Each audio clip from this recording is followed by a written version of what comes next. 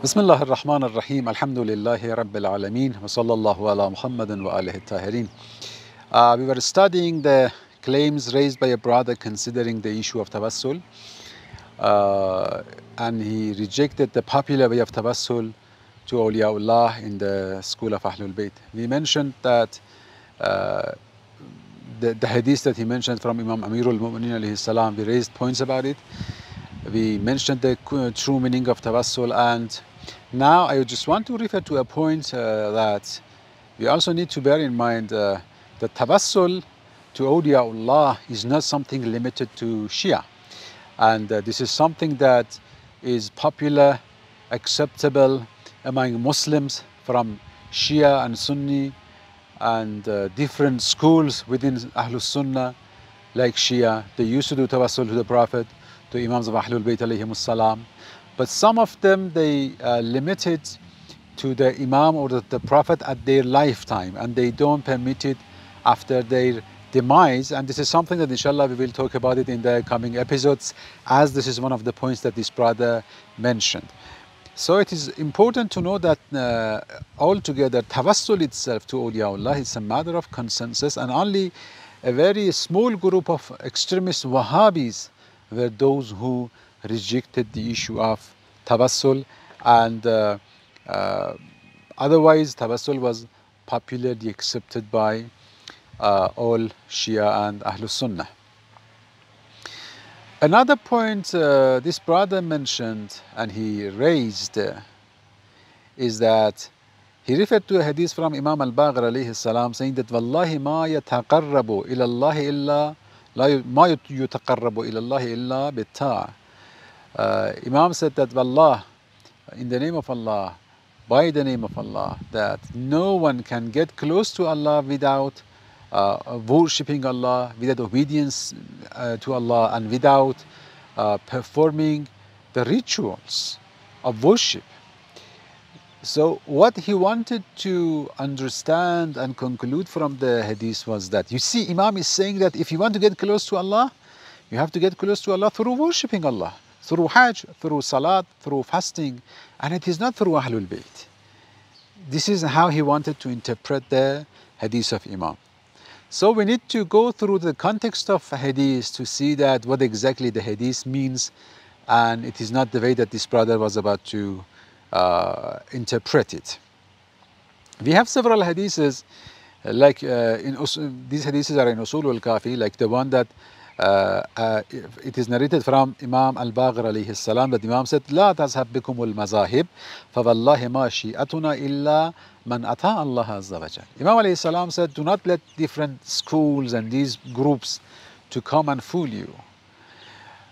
These sects who are extremists, who are claiming that to be with Ahlul Bayt is enough, because at that time one of the groups that were and sects that were created, and they were even supported by the governments, Umayyads or Abbasids, against Ahlul Bayt alayhimus salam, were those people who claimed to be Shia, but extremist Shia. You know, the best way of damaging a school is to introduce some people as extremists in those schools who say nonsense, who behave in a wrong way, and this is the best way that you can destroy that school of thought.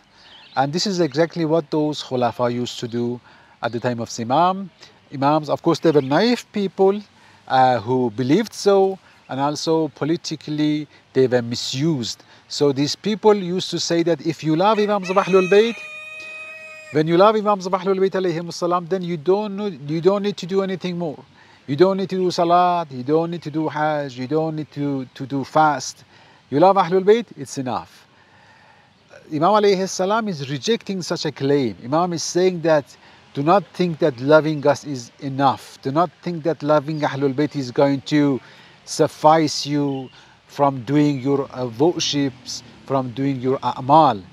If you want to get close to Allah subhanahu wa ta'ala, you have to do all those rituals. You have to do your duties. You have to observe your responsibilities before Allah subhanahu wa ta'ala.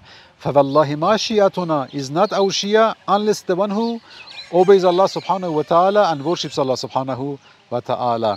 Again, there is a hadith from Imam al-Baqir alayhi salam to one of his companions, Jabir. He said, أَيَكْتَفِي مَنْ انْتَحَلَ التَّشَيُّ أَنْ يَغُولَ بِحُبِّنَا أَهْلَ الْبَيْتِ. Do you think that it's enough just to claim that you love us, Ahlul Bayt? فَوَاللَّهِ مَا شِيئَتُنَا إِلَّا مَنِ اتَّقَى اللَّهِ.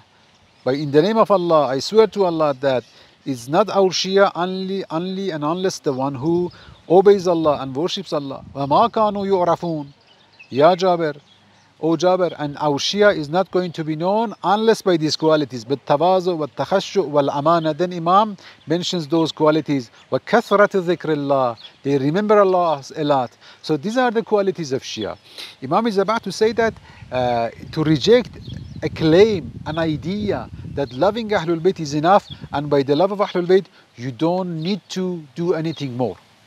So Imam, the hadith that says Ma yutaqarrabu ilallah illa bitta is in this context. Otherwise, the function of wilayah of Ahlul Bayt alayhimus salam is like the foundation for ibadah. The point is that without loving Ahlul Bayt alayhimus salam, without having the wilayah of Ahlul Bayt alayhimus salam, good a'mal, good deeds are not going to be accepted. There is no value in the good actions without loving Ahlul Bayt alayhimus salam, without having the wilayah of Ahlul Bayt alayhimus salam. So, wilayah of Ahlul Bayt alayhimus salam is the precondition for the a'mal to be accepted by Allah subhanahu wa ta'ala. In Usul al-Kafi, volume 2, page 21, for example, Imam al-Baqir alayhi salam said, Buniyya al-Islamu ala khams. Islam is established on 5 pillars: Salat, Zakat, fasting, Saum, and Hajj. These are 4 pillars, and the 5th one, Imam says, well, wilayah. It's the wilayah of Ahlul Bayt.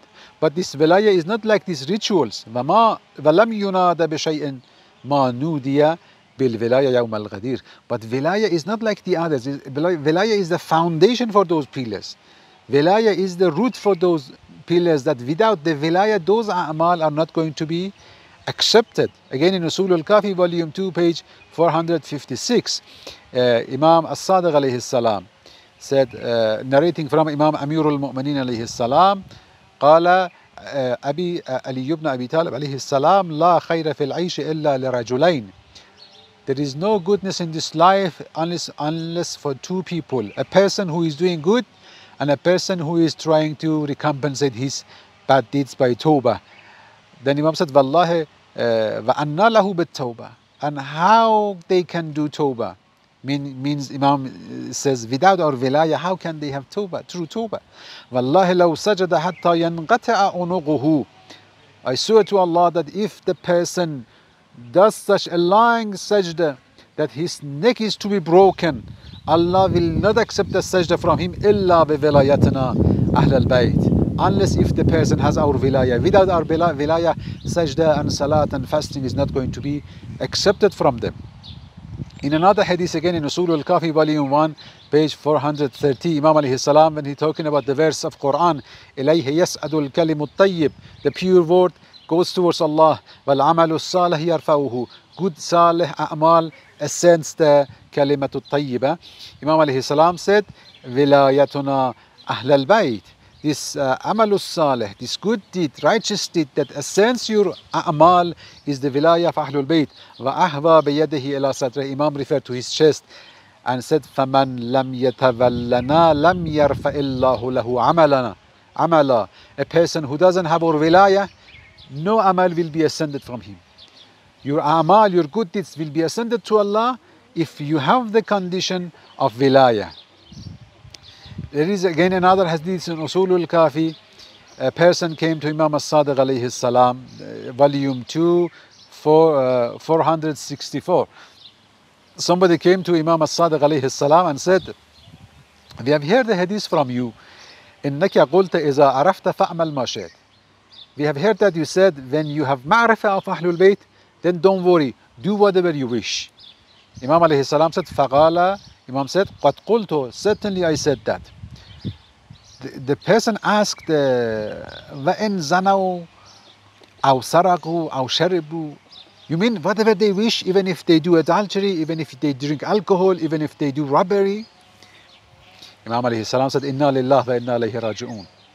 Why you people understand things in this way? Imam said, I said, إِذَا عَرَفْتَ فَأْمَلْ مَا شِئْتَ. I said, whenever you have the wilayah, then do whatever you want, من قليل الخير وكثير, from the good things, to be small or big. فإنه يقبل منكم, then it will be accepted from you. I said, when you have our wilayah, then don't worry, do good actions. To be small or too big, it will be accepted from you. Imam is about to say that if you do not have wilayah, no matter how big your a'mal is, how great your a'mal is in the content and quality, it's not going to be accepted from you without the wilayah of Ahlul Bayt. So when you have the wilayah of Ahlul Bayt, you have the precondition for your a'mal to be accepted by Allah subhanahu wa ta'ala. So wilayah is of such importance that without the wilayah of Ahlul Bayt, a'mal and good deeds are not going to be accepted. So when Imam alayhi salam says you cannot reach to Allah without the good deeds and without ta'ah and worship, it doesn't mean that wilayah of Ahlul Bayt is of no function. The way that that brother was about to put, this brother Kamoonpuri was about to say that, you know, wilayah doesn't matter. You have to get close to Allah. Tawassul means to get close to Allah, and to get close to Allah is through ta'ah and worship. No, ta'ah and worship is important, but wilayah is the foundation for that, is the precondition for that. Without the wilayah of Ahlul Bayt, a'mal and good deeds are not going to be accepted. So this is a misconception, this is a deception to try to say that wilayah of Ahlul Bayt is of no function in getting close to Allah. Of course it is not enough, but it is the precondition for the deeds and a'mal to be accepted. Inshallah, we will continue the discussion with the other points that this brother mentioned in the coming episodes. Assalamu alaikum wa rahmatullah.